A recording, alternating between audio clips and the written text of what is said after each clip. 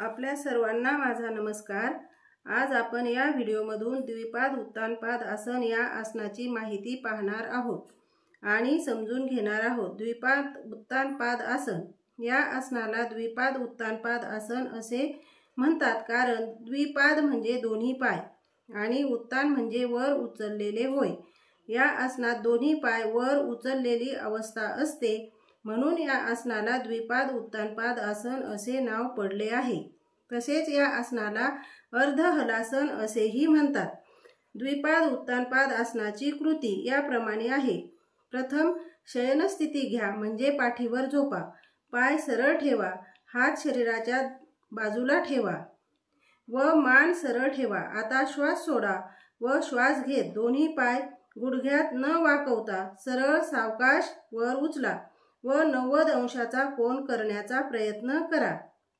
डोके उचलू नका, डोके जमिनीवरच ठेवा। श्वास रोखून न धरता संथ श्वसन चालू ठेवा। पाय वर ताणून घ्या, बोट्या वरच्या दिशेला ठेवा। पाय थरथरत असतील तर दोन्ही हाताने गुडघ्याच्या आतल्या बाजूने पाय धरा, म्हणजे आसन टिकून राहील। किंवा एखादा मोठा रुमाल घ्या व तो पायाच्या मागून घेऊन दोन्ही हाताने 2 टोके धरा, म्हणजे पायाला आधार मिळतो व आसन स्थिर राहते। आता श्वास रोखू नका, संथ श्वसन चालू ठेवा।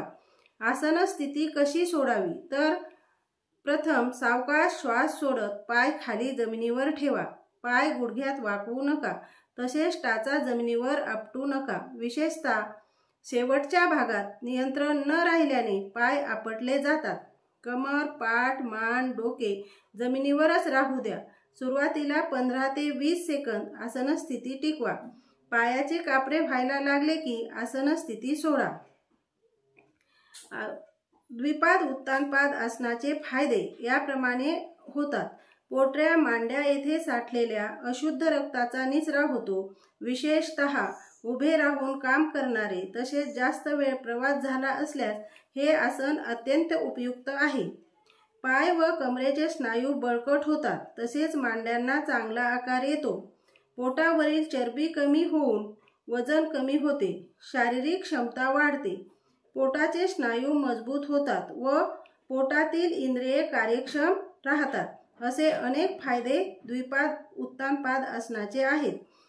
हे आसन करताना घ्यावयाची दक्षता याप्रमाणे: ज्यांना हर्निया किंवा पोटदुखीचा त्रास आहे अशा व्यक्तींनी हे आसन करू नये। तसेच अशक्तपणा असल्यास सुद्धा हे आसन करू नये।